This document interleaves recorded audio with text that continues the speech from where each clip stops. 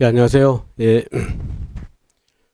예, 오늘부터, 이제 내년 변호사 시험 대비를 해서 민법, 이제 1순환부터 시작을 할 수 있도록 하겠어요. 그래서, 이제 1순환은 지금 본대로요, 암기장하고, 일단은 선택형을 이 기회에 여러분들 좀 이렇게, 공부를 해서 좀 마무리를 좀 잘 해놔요. 그 다음에, 그게 돼야지 이제 2순환, 3순환 연결이 될 텐데요. 그래서 하여튼 지금 계획은 여러분 전체 계획 저기 나와 있지만은 일단 1순환은 이렇게 암기장하고 이제 선택형으로 지금 암기장과 선택형으로 일단은 빨리 여러분들이 올해 시험 봤을 때 그 실력 있죠. 그러니까 그 실력을 빨리 회복을 해야 돼. 1순환 회복하고 그다음에 향상하고 그다음에 어느 정도 실력을 향상시키는 그런 기회를 가져야 될 거예요. 그렇게 해가지고 지금 이제 일단은 암기장을 빨리 스킵을 해야 돼요. 이렇게 해가지고 전 범위를 그렇게 정리를 하는 걸로 하고 그 다음에 거기에 해당 오늘 진도 나가는 부분에 대해서 여러분들이 선택형은 어쩔 수 없이 이거는 동강으로 이제 선택형 500제 강의한 걸 열어 테니까 거기서 공부하시고 그래서 내일부터 이제 매일 이제 그 선택형 시험을 보게 될 거예요. 약 20문제 정도씩 해가지고 그래서 그것만 보아도 벌써 15회니까 상당히 많은 양이 될 거라고 봐요. 그래서 그 정도만이라도 빨리 저희 선택형 실력을 회복하고 그다음에 마지막에 이제 35문제를 이제 마지막 날 한번 종합시험을 볼 거예요. 종합시험을 그래가지고 보통 매년 보면 이때는 바로 공부해서 바로 하는 거니까 그래도 한 30개 전후를 맞는 것 같아요. 이렇게 해서 그러니까는 이 종합시험은 법조접이나 기출문제나 무작위로 선택을 해서 하나 출제를 하니까 그렇게 해가지고 1순환을 이렇게 마무리를 할 수 있도록 하겠어요. 그렇게 하고 2순환에는 이제 그래서 헌민형이 끝났다. 민형 공이 끝나면 2순환 민법인데 그때는 집중적으로 사례 그래서 이제 실강의는 기출 3개년을 할 거예요. 기출 3개년 해서 빨리 하고 그 다음에 동강으로서는 올 1월 달에 한 전범위 사례를 여러분들이 이거는 동강으로 제공을 할 거예요. 그래서 그렇게 해가지고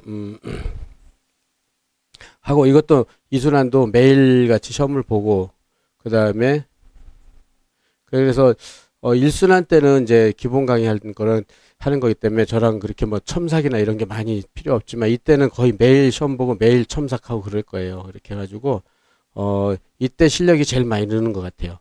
이때 실력이 제일 많이 늘어요. 그래서 이제 그 사례에 대해서 어느 정도 어떤 문제가 나와도 풀 수 있을 정도로 계속 시험 보고 첨삭하고 그 다음에 그렇게 하고 매일 숙제 내고 그래서 매일 써오는 거 숙제 내고 매일 그럴 거예요. 그래가지고 하여튼 그 실력이 하여튼 3, 40점 정도 실력이다. 그럼 한 6, 70점 정도로 올리는 걸 목표로 해서 하게 될 거예요. 그렇게 해가지고 예, 요게 이제 2순환에서 어느 정도 마무리 되면은 그 다음에 이제 여기 본대로 3순환에서는 이제 또 기록형만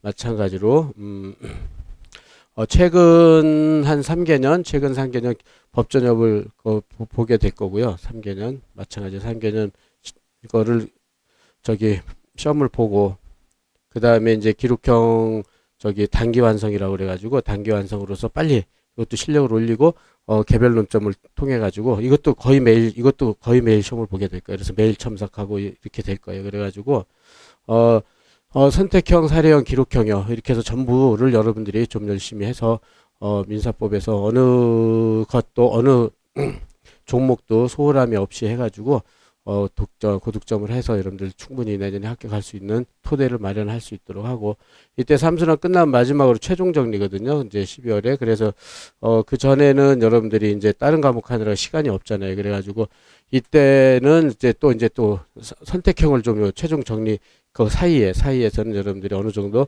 그 선택형을 할 수 있도록 이제 이것도 마찬가지예요. 최근 한 3개년, 4개년 법조전 문제라도 매일 풀어가지고 좀 이렇게 할 수 있도록 유도를 할 거예요. 그렇게 해가지고 전체를 계속 이렇게 민사법에서는 아우를 수 있도록 그렇게 할 예정이니까 그렇게 생각을 하시고 예 그런 다음에 지금 강의 계획은요 이제 토요일까지 해가지고 지금 보통 2시나 이제 조금 무슨 일이 있으면 1시간, 3, 40분 뭐 늦게 하거나 그런 건 이제 그때 제 일 때문에 그런데 하여튼 지금 저기 뭐야 하루에 5시간 이제 강의를 계획하고 있거든요. 왜냐면 매년 보면 이게 시간이 너무 부족한 거예요. 이렇게 저기 15회 민법을 전범위를 이렇게 한다는 게 그래가지고 조금 연장 강의를 해서 시작을 할 거예요. 그렇게 해가지고 여러분들이 진도를 좀 맞출 15회 이게 실제로 15회거든요. 근데 매년 보면 이게 시간이 모자라가지고 막 보강하고 그러는 것보다는 좀 힘들더라도 같은 날 그죠? 시간을 좀 더해서 여러분들이 복습하고 그다음에 오전에 공부하고 그렇게 해서 할 수 있도록 그렇게 하겠어요. 그렇게 하고 예 그렇게 생각하고 그다음에 지금 이제 오늘 요번에 26년 개정판이요. 개비 개정판 안기장하고 그다음에 선택형하고 이거는 동강용이죠. 동강용하고 그다음에 판서노트는 여러분 받았죠? 다 받았죠. 이렇게 해서 진행을 할 수 있도록 하겠어요. 예, 그렇게 하고 그다음에 이제 요건 지금 안기장 선택형 그래서 하고 그다음에 여기 안기장 가기 선택형 그렇게 하고 이제 그 암기장의 각 그 차트마다 보면은 이제 사례풀이 구조가 쭉 나오거든요. 그러니까 여러분들이 이것도 좀 암기를 해야 될 거예요. 그래가지고 결국은 이걸 암기하면은 이게 곧 무기가 되니까 여러분들의 그래서 이걸 가지고 이제 사례를 대비해야 되니까 그래서 결국은 이거 가지고 선택형도 풀고 사례형, 기록형 다 할 수 있도록 그렇게 해서 여러분들이 이제 이때는 토대를 잡는 하여튼 그런 저기 순환이라고 생각을 하시고요. 그 다음에 그렇게 해서 총 지금 여러분들이 마지막에 가져갈 책은 안기장이기 때문에 안기장을 5회 정도를 회독할 수 있도록 여러분들이 그러니까는 공부 방법은 지금처럼 안기장은 일단은 이 안기장 자체로서 이제 1회독을 해야 되잖아요. 안기장은 요걸 1회독하고 그렇게 하고 이제 여기서 선택형하고 그다음에 사례형하고 기록형하고 그럴 때마다 계속 확인을 해야 돼요. 안기장을 찾아가고 그래서 있는 거는 체크하고 없는 거는 거기다 써서 보충하고 이런 식으로요. 그렇게 해서 하면 요것만 해도 벌써 사회독이 될 수 있도록요. 그렇게 해가지고 안기장이 아주 익숙하게 그죠? 그렇게 하고 나중에 이제 최종 정리하면은 딱 그러면 5회독이거든요. 최종 정리. 그렇게 해서 5회독 하고 그 다음에 그래서 시험 전날 계속 이제 항상 제일 강조하는 게 이건데 시험 전날 여러분들이 분명히 민법 전범위를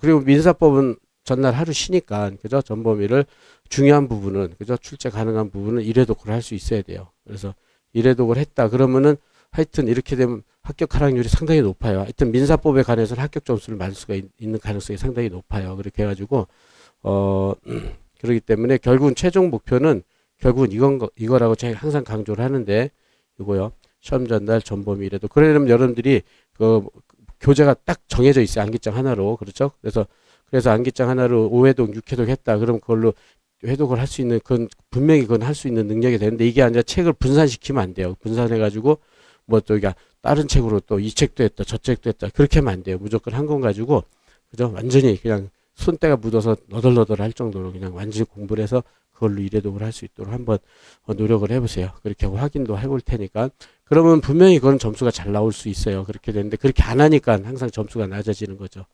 예, 그렇게 생각을 할 수 있도록 하시고 예, 그래서 그 다음에 보면은 나머지는 뭐 보시고 그 다음에 이건 작년에 기출문제인데 여러분들 뭐 저기 문제 중에 그 40점짜리 이상한 문제고 합의해제 어디냐 이거요. 뭐 양순양도 뭐 저기 혼동과 가압 유머나 요거 빼고는 나머지는 뭐 그렇게 어려운 게 없었어요. 사례집이나 책에 다 그대로 있는 것들. 그렇기 때문에 이렇게 불이타 문제는 뭐 항상 언제든지 나오는 거니까 그런 거는 그래서 항상 얘기하지만 본시험에서요. 이렇게 불이의 문제다.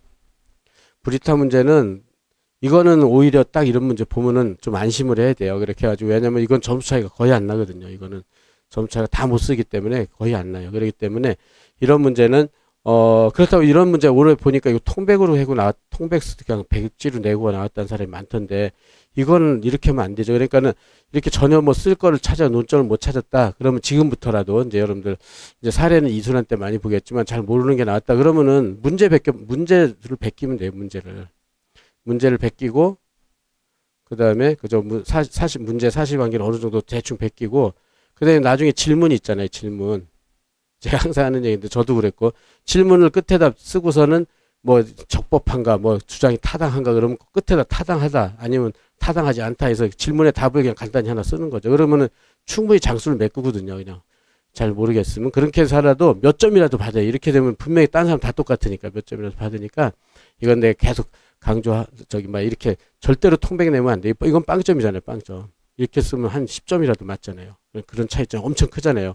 당락 근처에 엄청 많은 수험생들이 몰려 있으니까 그렇게 해서 할 수 있도록 하고 나머지는 다 한 번씩 다 시험 봐보고 그 다음에 한 두세 번 본 것도 있고 작년에 점유시효 취득 나온다고 막 수없이 강조를 했는데 그 그대로 다 나왔거든요. 그래가지고 그런 것들 그래서 올해도 이제 어떤 게 나올지 이제 공부를 하면서 좀 정리를 해보면 될 거예요. 그렇게 해가지고 그래서 이제 하려고 하는 말은 지금처럼 암기장하고 기본 지식이요. 그거를 충실하게 닦아 나가야 돼요. 그래서 그렇다고 뭐 토시 하나 그렇게 하는 게 아니라 중요 문제들은 하나씩 다 해야 된다고요. 그죠?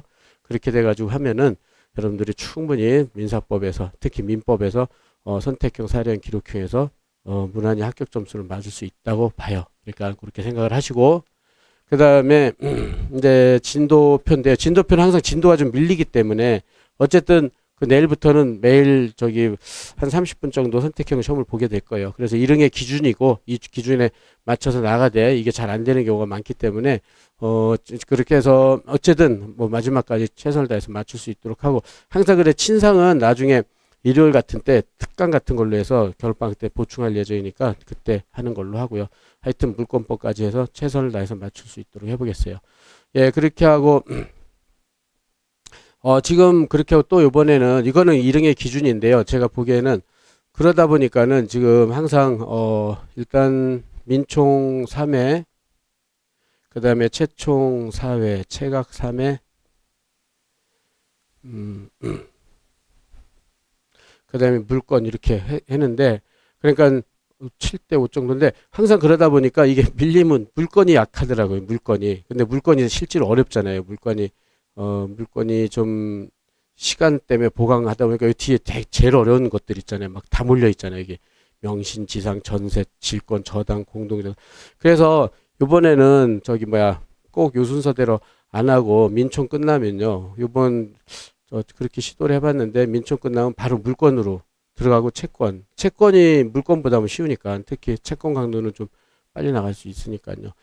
이렇게 해서 좀 물건을 좀 충실하게 하겠어요. 알았죠? 그래서 이 뒷부분을, 근데 안 그러면 뒷부분을 항상 좀 약하게 하더라고요. 그래가지고, 이번에는 그렇게 오히려 채권 강론 뒷부분 이런 건 좀 약하게 해도 되잖아요. 그죠? 이렇게. 그래서 본대로. 그렇게 해가지고, 앞으로 요거는 그냥 1등의 기준이고, 내가 일단 민총 끝나고 다시 한번 공지를 하겠어요. 그렇게 해가지고, 물건, 채권, 공이 둘 다 잘할 수 있으려면 물건을 좀 빨리 잘하는 게 좋을 것 같아요. 예, 올해 그렇게 해서 할 수 있도록 하고요. 예, 그러면 이제 바로 진도로 들어가겠어요. 항상 시간이 부족하니까. 그래서 여러분들이 지금 나눠준 게 이제 그 민법 노트, 그죠? 노트하고 그다음에 이제 암기장이죠. 암기장이니까 요거를 가지고 하는데 일단 민법 노트 부분 간단히 한번 개관을 하고 암기장 1페이지부터 바로 들어가겠어요. 이렇게고. 그래서 여러분들은 다 알겠지만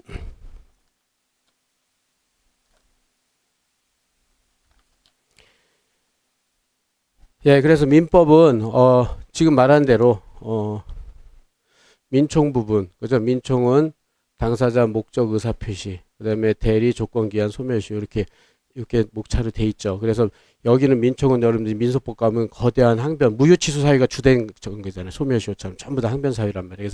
그래서 하여튼 요거를 기초로 잡고 그다음에 물권법 하고 그다음에 채권법 요까지 목표로 하고요. 그 다음에 요거 친족 상속법하고 집행법 요거는 보강으로 이제 그거 할 수 있도록 하겠어요. 이렇게 해가지고 일단 전체로 이렇게 돼 있다는 거 생각을 하고 그런 다음에 6페이지를 가보세요. 6페이지 이제 민총이 들어가잖아요. 민법 총칙은 이건 아까 말한 거대한 항변 사유예요. 6페이지. 그래서 맨 처음에 이제 오늘 통칙에서 1조에서 법원이 나오고 2조에서 신의칙이 나오고 그렇죠? 그 다음에 당사자에서 권리능력, 의사능력, 행위능력 요게 나오고 그죠? 그 다음에 목적 파트에서 확정 가능, 적법, 사회적 타당성이 나오고 그 다음에 의사표시, 비진이 107조, 108조 통정, 109조 차고, 110조 사기강박 이렇게 요게 이제 주된 민초의 골격이죠. 당목이라고 그러잖아요. 당목이 당사자 목적 의사표시. 그 다음에 대리 나오고 조건기한 소멸시효 이렇게 돼 있잖아요. 그래서 지금 들어갈 때 이제 처음부터 많이 나오는 게 무효 취소 사유를 좀 정리하겠어요. 무효 취소. 이것만 알아도 선택형은 웬만하면 저기 한두 문제는 건질 수가 있기 때문에. 그래서 당사자 파트에서는 권리 능력이 있어야 되고 의사 능력이 있어야 되고 행위 능력이 있어야 되는데 그게 없을 때 권리 능력 없으면 무효. 그 다음에 의사 능력 없으면 무효. 행위 능력 없으면 취소죠. 그죠?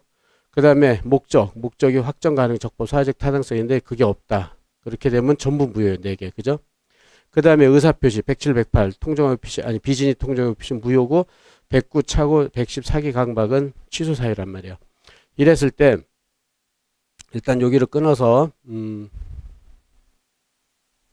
이렇게 하세요. 그래가지고 무효 사유요. 이렇게 권리 능력 없다, 의사 능력 없다, 확정 가능, 적법, 사회적 타당성이 없다. 이렇게 되면 여기 무효를 6개예요. 절대적 무효라고 그래요. 절대적 무효. 절대적 무효는 유효할 여지가 없는 거예요. 그래서 여기는 표대, 추인, 추표사. 그러니까는 표대나 추인이나 선의자 보호가 안 돼요. 여기는 다 X. 요게 효과죠. 요게 논의의 실익. 그죠? 그렇게 됐고. 그 다음에 밑에는 얘네들은 무효인데 여기 107, 108이요. 이거는 상대적 무효라고 그런단 말이에요. 여긴 두 개. 그래서 여기는 상대적 무효니까는 선의 제3자한테는 유효란 말이에요. 그렇게 해가지고 거기에는 표대도 추인도 선의자도 보호를 받는단 말이에요. 이게 논의의 실익. 그래서 요거 6개 2개는 좀 외워두세요. 그래서 이제 지금부터 맨 처음에 들어갈 때부터 여긴 절대적 무효, 여긴 상대적 무효 계속 그게 나오니까. 알았죠? 그렇게 한다. 그렇게 하고 그 다음에 또 나오는 게 요번에는 저기서 본 대로 무권 대리는 무효요. 여긴 유동적 무효잖아요. 유동적 무효. 그죠? 그래서 추인하면 소급적으로 유효, 추인 거절하면 소급적 무효가 되고 그 한때까지 유동적 무효. 유동적 무효는 3개가 있어요. 무권 대리, 무권리자 처분행위, 토지 거래 허가 없는 매매. 그죠? 이렇게. 그래가지고 확정적 여기서 그러니까 위에는 확정적 무효가 8개고요. 여기 절대적 상대적 무효는 확정적 무효예요. 8개. 그 다음에 유동적 무효가 3개고 이렇게. 그래가지고 무효 사유는 어쨌든 총 해서 11개가 있어요. 11개. 그래서 이거는 최소한 구별할 수 있어야 돼요. 처음 여러분들이 다 잘 알겠지만은 다 정리했겠지만 근데 막상 물어보면 이걸 모르는 저희 수험생들이 대부분이더라고요. 그렇게 해가지고 요걸 확실하게 해서 해놓고 그 다음에 조건기한 소멸시효는 무효 취소 사유가 아니니까 그죠? 다른 저기 항변 사유니까 이렇게 해서 민총 전체를 한 번에 이렇게 다 여러분들이 입체적으로 생각이 날 수 있도록 해보세요. 그렇죠? 이렇게 해가지고 그러면은 이제 책으로 바로 가보도록 하겠어요. 그렇게 해가지고 맨 처음에 이거는 민법 1조죠. 민법 1조. 민법 1조는 이제 법원이잖아요. 법의 연원, 그죠? 법의 그 존재 형식이죠.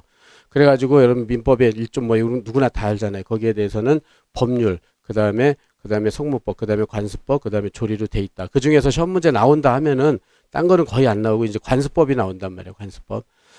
그렇게 해가지고 그래서 이제 지금 암기장 강의는 사실은 뭐 노트 그렇게 많이 활용을 안 해요. 그러니까 나중에 여러분들 집에 가서 복습할 때 체크하고 빨리 책으로 빨리빨리 해야 돼요. 왜냐면 항상 진도가 많이 밀려가지고. 그래서 성립요건, 관습법의 성립요건, 그리고 이제 앞으로 많이 하겠지만 두문자도 많이 딸 거예요. 그렇게 해가지고 결국은 두문자 많이 따서 판례 외우고 그 다음에 사례 불이구주 외우고 그걸 대입해서 쓸 수 있고 그런 것들을 이번 시간에 많이 만들어 놔야 돼요. 그 나의 무기를 만들고 그 다음에 그걸 가지고 선택형, 사례형, 기록형을 할 수 있도록 그렇게 할 거예요. 그래가지고 관습법 성립요건으로서는 그죠? 그래서 관행이 존재해야 되고 그 다음에 법적 확신을 취득해야 되고 헌법을 최상의 규범으로 하는 전체 법질서에 반하지 아니할 것. 요 정도. 그래서 법헌 이게 요건이다. 뭐 이거는 여러분들 어느 정도 할 거고 그거 이제 효과는 그래서 관습법은 민사법 법원이 된다. 그죠? 그래서 법원이 돼가지고 법의 존재 형식이 되죠. 그래서 성무법 다음에 관습법이 적용되는 거죠. 그렇게 해가지고 보충적 적용설이라고 하죠. 그렇게 해가지고 이건 법원은 법이고 그러니까 법이죠. 법 말 그대로 법이니까 직권조사 사항이고 그죠? 그러니까 민사소송법에서 직권조사 사항하고 항변사항이랑 두 개가 구별이 되잖아요. 그죠? 직권조사 사항은 당사자 주장 유무를 불문하고 법원이 정권으로 판단할 사항이에요. 항변사항은 피고가 주장해야지만 판단하는 사항이고요. 그 다음에 그렇게 하고 그렇게 해서 이제 성문법과 관습법과의 관계에서는 보충적 효력설. 그죠? 이렇게 항상 성문법이 관습법이 우선하죠. 성문법이 없을 때만 관습법이 적용된다. 요 정도의 가장 기본이고요. 그 다음에 이제 효력상실 파트. 그래서 효력상실 파트에서 이렇게 사례라고 한 부분은 다른 국가시험에서 사시나 아니면 다른 뭐 우리 민법 시험 보는 부분에서 국가시험에서 나온 걸 어느 정도 표시를 해놨다. 이런 거는 변호사 시험에서도 어느 정도 출제될 가능성이 있다고 봐요. 그래서 효력상실 파트도 어느 정도는 이렇게 별표돼 있지만은 많이 출제되지는 않았어요. 지금까지 뭐 선택형 한디주문 나온 정도 사례로는 안 나왔고 그러니까 좀 가볍게 볼 수 있도록 합시다. 그래서 이제 관습법은 여기서 이제 요건이 관행에 존재하고 법적 확신이 있는데 요 법적 확신이요. 사회 구성원으로부터 이 관행이 법이라고 확신을 갖고 있는데 이게 약해지는 거죠. 약화되는 거. 그래서 법적 확신이 약화되는 거다. 약화되거나 소멸되는 거죠. 그래가지고 헌법상 그래가지고 그러면 두 번째로는 요게 약화돼가지고 헌법을 최상위 규범 전체 법 질서에 반하게 되는 거예요. 반하게. 그러면 효력이 상실되겠죠. 그죠? 그렇게 돼가지고 그러면 헌법 규정 최상위 규범은 전체 법 질서 반하는데 그중 헌법의 어느 법을 위반하느냐. 그거 쓰는 게 만일 사례가 나온다면 그게 제일 중요해요. 그래가지고 대표적으로 이제 좀 이따 보겠지만 종중 구성원이 종래 판례는 성년 남자만이었는데 성년 남녀로 판례가 변경됐거든요. 왜냐하면 성년 남자만이라는 법적 확신이 약화되고 소멸돼서 헌법상 지금 본 대로 남녀 평등의 원칙에 반한다. 이게 가장 핵심 키워드가 되는 거죠. 이게 이제 그렇게 해서 여기에 반하게 되기 때문에 여기서 본 대로 헌법을 최상위 전체 법 질서에 반하는 현상이 나타나는 거죠. 그래가지고 효력을 상실한다. 이렇게. 그죠? 그래서 효력을 상실한다. 그렇게 해가지고 요건 보고 상실됐을 때 2번, 3번 요건에 그죠? 흥결이 생기니까 그죠? 요거하고 요게 흥결이 생기니까 효력이 상실된다. 이렇게 해놓을 수 있으면 될 것 같아요. 요 정도만 체크해두면. 그 다음에 관습법이 효력 상실됐을 때 효력의 범위. 그래서 대부분 법은 효력이 상실되면요. 장래예요. 소급표를 부정한다는 것은 원칙적으로 장래요. 부정한다. 그러니까 원칙적으로 장래요라는 거죠. 장래적으로 무효가 되는 거죠. 장래적으로 실효가 되는 거죠. 소멸이 된다. 이렇게. 그래서 왜 그러냐면 법적 안정성, 그죠? 소급표가 있으면 그 전에 있던 일이 전부 무효가 되니까. 그 다음에 당사자의 그 종래 관습법을 신뢰한 그 당사의 신뢰 보호를 해서 이렇게 된다. 그렇지만은 여기서 본 대로 당해 사건에 한해서는 당해 사건, 그러니까는 좀 아까 양성평등 같은 경우에 당해 사건에 한해서는 그 당사자의 권리 구제로 해서 소급 적용된다. 이렇게 하는 게 판례고 보통 그래서 지금 요건데요. 이게 성년 여성들의 보상금 지급 청구 요것 때문에 이제 나왔는데 그러니까는 종중 땅이 그죠? 종중 땅이 국가로부터 수용을 당했죠. 수용을 당해가지고 수용 보상금이 지급됐는데 그게 종중 구성원이 성년 남자한테만 배당이 됐단 말이에요. 그러니까 성년 여성들이 이제 그 소를 제기해서 이게 그 종중 구성원이 성년 남자라는 그 관습법이 소멸됐잖아요. 그죠? 그렇게 해가지고 이제 성년 남녀가 이제 구성원이 됐단 말이에요. 그런데 그걸 갖다가 장래로 하면 그 성년 여성들은 보상금을 못 받잖아요. 그래서 당해 사건에 한해서는 당사 권리구제, 그죠? 당해 사건을 권리구제를 해서 소급적으로 적용된다. 이렇게요. 그렇죠? 이렇게 돼가지고 그런 거 간단히만 생각해 둘 수 있도록 해주세요. 그래서 지금 사건에서는 당해 사건에서는 소급표가 적용돼요. 그렇게 됐고, 그래서 효력 범위. 그 다음에 그러면은 조리에서 보충인데 지금처럼 그렇다면은 지금 관습법이 상실됐단 말이에요. 관습법이 효력이 상실됐다. 그러면 맨 처음에 성문법하고 그 다음에 순서가요. 관습법하고 이렇게 내려가잖아요. 그죠?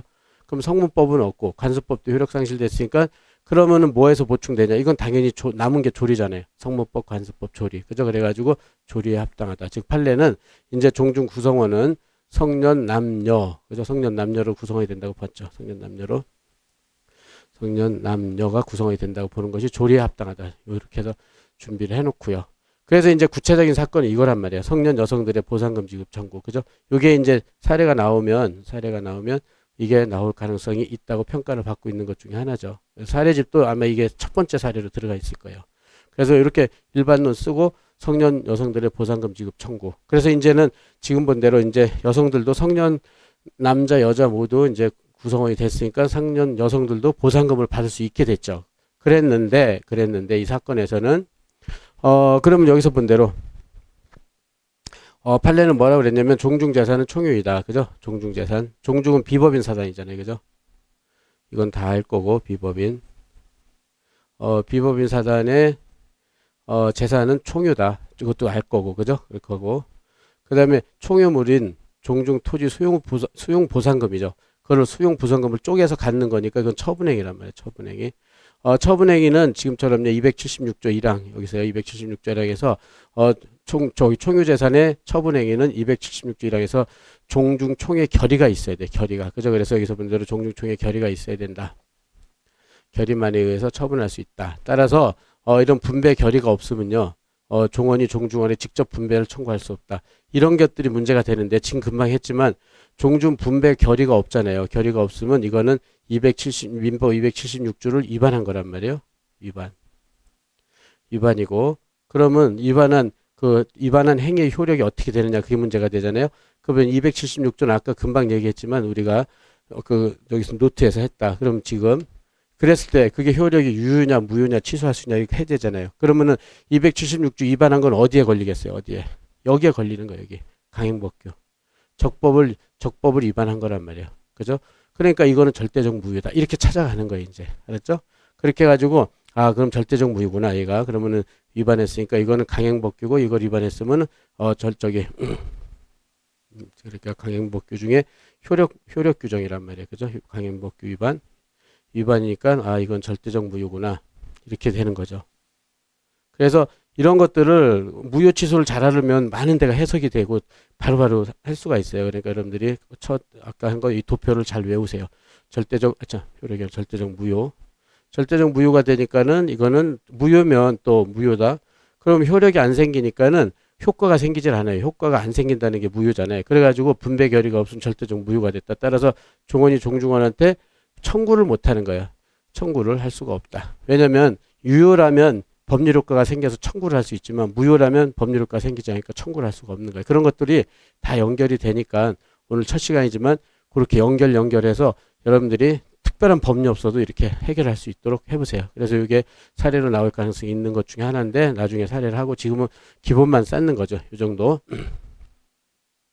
예, 그래서 해석할 수 있도록 암기장은 되게 축약을 시켜놨잖아요. 그러니까는 그거를 문장을 보고 여러분들이 다 이해하고 그죠? 그러면 그걸 암기도 하고 그렇게 하려면은 일단 이해가 많이 선행이 돼야 돼요. 그래서 한 문장 한 문장 한 단어 그 의미를 자꾸 여러분들이 그 공식처럼 만들어서 탁탁 한 번이고 탁탁 되게끔 이렇게 해보세요. 그렇죠? 그렇게 하고 그 다음에 그래서 효력 상실을 인정한 판례 그래가지고 관습법의 효력 상실 인정한 판례는 지금 현재 3개 있어요. 3개 있다. 그래가지고 여기서 요게 이제 선택형으로나 사례형으로 나오는데 상소회복 청구권, 종중 구성원, 그 다음에 제사 주재자 이렇게 있다. 그래서 상소회복 청구권은 거의 잘 안 나오는데요. 어쨌든 우리 민법이 시행되기 전에, 그죠? 시행되기 전에 존재하던 상소회복 청구권이 있었어요. 상소회복 청구권. 그래서 지금은 뭐죠? 침해 시부터 10년, 그 다음에 안날로부터 3년인데 그때는 관습법으로 어떻게 했냐면 안때로부터 6년, 상소유 개시 때 20년 이렇게 되는 관습법이 있었다는 거. 관습법이 있었어요. 이게 6년, 20년. 지금은 3년, 10년을 줄었죠. 법이 이제 성무법이 입법을 했으니까 소멸한다는 내용의 관습법은 여기서는 그러면은 이게 이제 현재는 그죠? 이 법적 확신이 약화되고 뭐를 위반하냐? 헌법의 재산권 보호 원칙에 반한다. 이게 제일 중요하다 그랬죠. 그래서 효력이 상실된다. 그래서 헌법 질서, 전체 법 질서 반하게 되는 거예요. 그죠? 이거. 그래서 이런 것들을 잘 외워놓는 거죠. 그죠? 그래서 맞출 수 있도록 하고. 그 다음에 종중구성원, 얘가 제일 중요하죠. 종중구성원이. 이게 이제 사례로 나오면 얘가 나올 수 있으니까. 그래서 아까 본 대로 종중구성원, 성년 남자로만 제한한 종래관습법, 아까 양성평등이라고 그랬죠.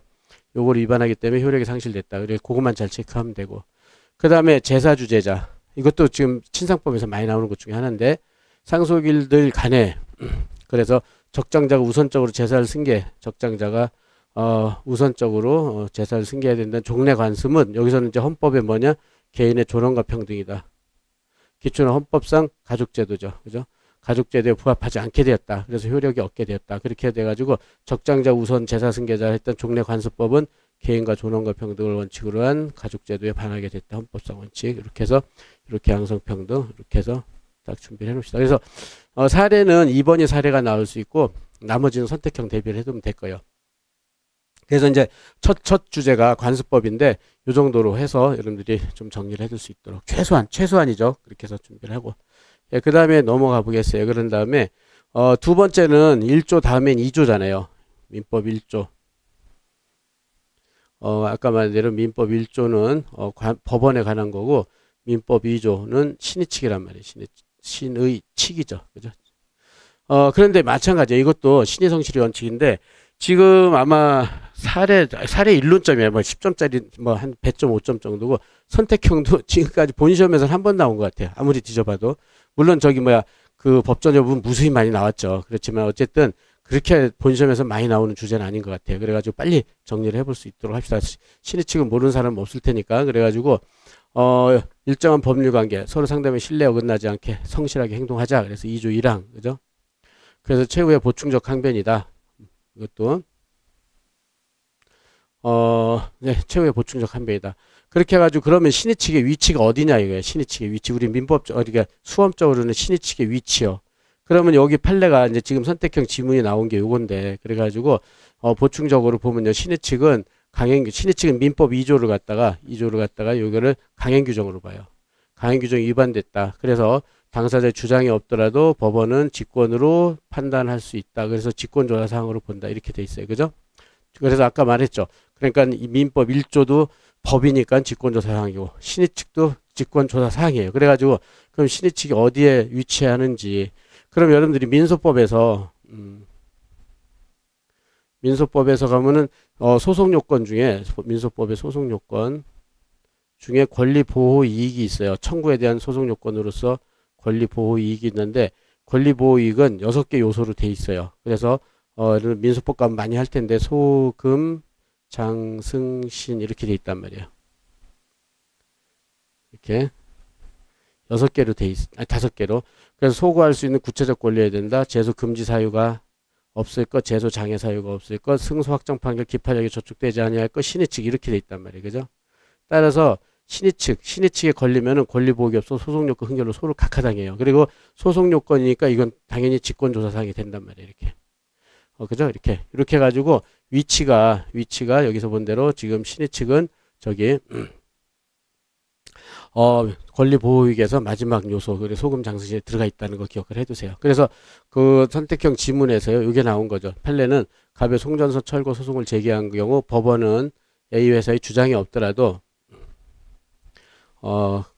A 회사의 주장이 없더라도 갑의 청구가 권리남용에 해당하는지 여부에 대해서는 직권으로 판단할 수 있다. 그죠? 이렇게 돼가지고 그러면 요거만 알고 있으면 금방 되니까 그죠? 이렇게 직권조사상이라는 거 알겠죠? 요거 하나만 요거는 좀 계속 나올 수 있죠. 이거는 그리고 법준학 같은 데서 잘 나오는 것 중에 하나니까. 그 다음에 이제 여기서 파생원칙은 4개 있죠. 아까 말한 대로 신의칙은 그렇게 많이 나오질 않아요. 그러니까 여러분들이 거기서 가장 중요한 것들 꼭 출제하는 것들 몇 개만 잘 체크하고 나머지는 판례들은 엄청 많거든요. 여러분들 기본서 보면 판례가 막 그냥 몇십 개 있잖아요. 근데 그런 것들은 여기서 하는 게 아니라 본문 들어가면 이제 채권법, 물권법 강론에서 하나씩 다 나와요. 그때 조금씩 해놓으면 돼요. 여기서 한꺼번에 하지 말고. 그래서 여기는 총론적으로 한 번만 보는 거죠. 그래서 신의칙의 파생원칙으로 사정변경, 그 다음에 권리남용, 그 다음에 금반원, 실효 4개가 있죠. 그죠? 그래서 여기서 중요한 거 뭐 간단하게 근데 여기서도 그렇게 문제는 많이 나오질 않으니까는 그래서 거기서 가장 중요한 거 위주로만 체크를 해보도록 하겠어요. 그래서 그럼 맨 처음에 사정변경으로 매매계약을 해제나 해지한다 이렇게. 그럼 사정변경의 인정 여부다. 그럼 사정변경 인정 여부 현재 판례는 인정을 하고 있어요. 그래서 일단 사정변경 나왔을 땐 둘로 나눠서 매매계약과 같은 일시적 계약하고요 판례. 그 다음에 그저 계속적 보증과 같은 계속적 계약, 그죠? 계속적 보증과 같은 계속적 계약이 있어요. 그런 데서 그래서 일시적 계약에서는 그 일시적 계약은 뭐죠? 매매 계약은 돈 주고 저기 물건 주고 그러면 계약이 끝나버리잖아요. 그냥 한 번에 끝나는 거, 그죠? 그래서 사정 변경을 이유로 이거를 해제. 그러니까 일시적 계약은 해제예요, 그죠? 해제. 그래서 해제는 뭐죠? 그러면 해제하면 소급적 소멸이죠, 소급적 소멸. 매매 계약 효력이 소급적 소멸되는 거. 일시적 계약 해제. 이건 뭐 다 잘 알겠지만 지금 오늘 첫 시간이니까 계속 처음이라고 생각하고 백지라고 생각하고 하나씩 정리를 해놓으세요. 정해놓으세요. 민법 법리를 매매 계약 같은 일시적 계약 해제로 사정 변경으로 해제할 수 있다. 그래서 계약 준수의 원칙의 예외로서 인정된다. 그죠? 이렇게 돼가지고 이것도 인정하고 있고. 그 다음에 여기요. 계속적 보험, 계속적 계약. 계속적 계약도 사정 변경을 이유로 해지죠. 그러니까 계속적 계약은 해지예요. 그죠? 해지는 장래적 무효가 되는 거죠. 소급소멸 장래적. 장래적으로 무효가 되는 거, 그죠? 이렇게 돼서, 이거는 틀을 한번 잡아놓고요. 이렇게. 그래서 지금은 사정 변경을 이유로, 해제나 해지를 다 인정하고 있어요. 일시적 계약, 계약 수적 계약. 그 다음에 이제 최근 판례도 여기서 본 대로, 계약을 유지하는 것이 당사자의 중대한 균형을 초래하거나, 그 다음에 중요한 거는요, 해제 요건은 항상 민법상 모든 요건은요, 해제 요건은 계약 체결한 목적 달성 불가예요. 목적 달성 불가. 해제는 다 이걸 요건으로 하고 있어요. 그래서 목적 달성할 수 없다. 이거는 공통 요건이라고 생각하면 될 거예요. 이거는 공통 요건, 해제. 그러니까 해제할 수 있는 거는 우리가 체불 해제 뭐 여러 가지 있잖아요. 그죠? 그랬을 때 뭐 담보 책임으로서 해제 뭐 이렇게 있는데 그런 것들은 다 목적 달성 불가예요. 그걸 요건으로 한다. 그래서 이건 어떤 특별한 판례가 아니라 기존에 있던 판례 확인하는 정도. 그렇게 해가지고 목적 달성 없을 때도 사정 변경으로 계약을 해제하거나 해지할 수 있다. 해가지고 기존의 법리를 그대로 유지한 거예요. 그래서 해제의 요건, 그죠? 목적 달성 불가. 그거는 좀 체크해 놓고요.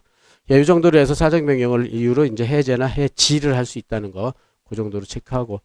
그 다음에 사정 변경의 요건 해가지고요.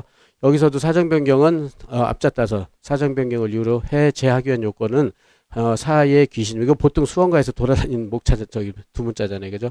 그래서 법률행위 성립에 기초했던 객관적 사정이 변경됐고 사정 변경 예견할 수 없었고 당사의 귀책 사유로 인한 것이 아니고 그 다음에 계약 내용대로 그대로 구속하면 신의 측에 반한다. 사의 귀신 이렇게 돼 있죠. 그래서 사정 변경을 원인으로 해제하는 거 대표적인 예가 뭐죠?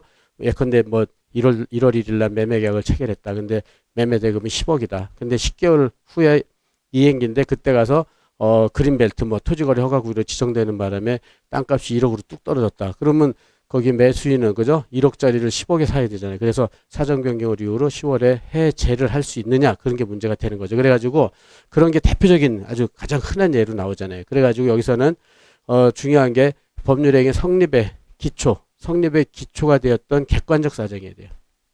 성립의 기초, 객관적 사정. 그러니까 매매가 성립의 기초가 되어야 된다. 그리고 객관적 사정 하고요. 이거. 그러니까 객관적 사정은 누가 보더라도 사정이 변경됐을 것. 그러면 성립의 기초가 됐다. 그래서 그런 거는 예견할 수 없고 귀책 사유로 했고 신의 측에 반하는 결과가 될 것을 요구한다. 그래서 요게 이제 시험에 잘 나오는 게요. 성립의 기초가 되지 아니한 사정. 그래서 그 요건처럼요. 하는 사정이나 객관적이 아니라 주관적 사정. 이런 것들은 해제를 할 수가 없어요. 그래서 1요건이 중요해요. 1요건이. 성립의 기초, 객관적 사정. 그래서 사정 변경 중에 그래서 성립의 기초되지 않거나 주관적 사정 안 된다. 이렇게 해서 요건 간단하지만 이렇게 하나 체크해 두고요. 그래서 그 다음 페이지에서 보면 또 판례들이 또 똑같아요. 판례도 지금 판례는 제가 파란색으로 해요. 파차 돌림 해가지고 그러니까 그렇게 체크를 해두고 여러분들도 색깔을요. 판례는 나는 무슨 색깔로 할래. 그 다음에 중요 쟁점은 무슨 색깔로 할래. 그런 것들을 좀 이렇게 하나씩 자기 나름대로 만들어서 보면은 바로 판례든 무슨 중요 쟁점이든 그런 것들을 체크할 수 있도록 한번 해보세요. 그렇죠? 그래서 보고 그때 이제 사정 변경에서 말하는 사정이란 아까 말한 대로 성립의 기초가 돼야 돼요. 그래가지고 성립의 기초에 대한 사정을 말한다. 그죠? 그래서 여기처럼 성립의 기초로 삼지 않은 사정. 그죠? 이건 안 되겠죠? 그 다음에 여기요. 이제 표현을 보면 여기서 일방 당사자가 변경에 따른 불이익이나 위험을 떠안기로 하는 사정도 포함되지 않는다. 이 말은 일방 당사자한테만 있는 이런 변경이잖아요. 이거는 그러니까는 주관적 사정에 불과한 거죠. 일방 당사자니까, 그죠? 주관적 사정에 불과한 거예요. 그죠? 그러니까 주관적 사정에 불과하고 이건 객관적 사정이 아니잖아요. 그죠? 객관적 사정이 아니기 때문에 이거는 사정 변경에 해당되지 않는다. 이렇게 해석을 할 수 있으면 돼요. 그죠? 객관적 사정으로 사정 변경해야지 주관적 사정은 안 된다. 그래서 여기서 똑같은 말이 나오는데 경제적 상황의 변동 등 당사자한테 손해가 생겼다. 그죠? 경제적 상황의 변동. 그럼 이것도 일방 당사자한테만 변동이 생겼잖아요. 그죠? 그래서 합리적인 사람의 입장에서 그죠? 이렇게 당사자한테 손해가 생겼다 하더라도 합리적 사람 입장에서 사정 변경 예견할 수 있었어요. 아까 그러면은 예견할 수 있었다면은 해제할 수 없잖아요. 그죠? 아까 사의 기신에서 예견할 수 없었어야 되죠. 그죠? 이거는 예견 가능성에서 그죠?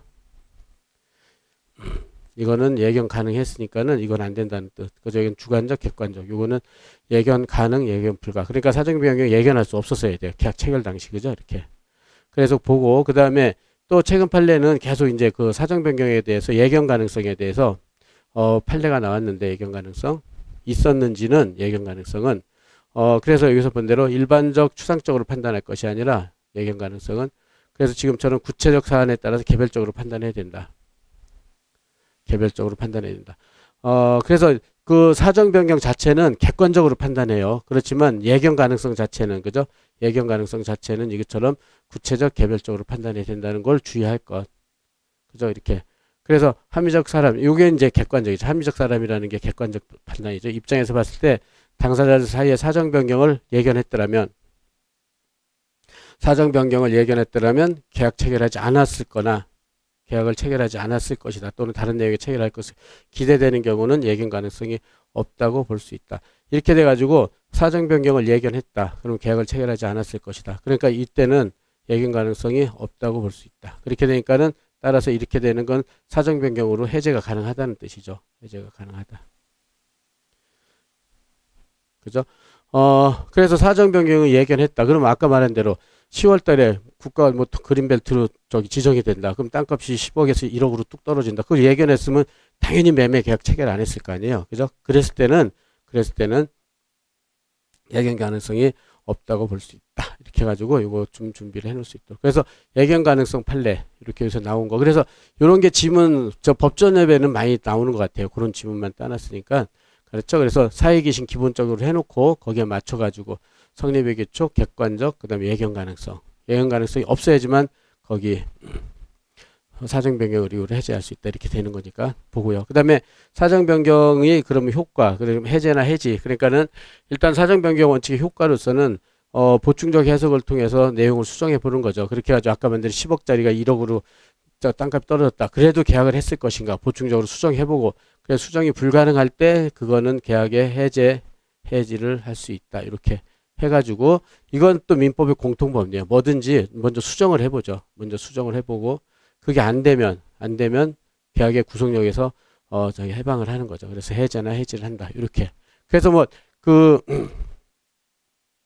사정 변경 원칙 그 자체로는 특별히 중요한 논점은 많지는 않아요. 그런데 이렇게 해서 이제 선택형 한두 지문 맞추는 그 정도로만 여러분들이 정리해 본다. 이렇게 생각하면 될 것 같아요.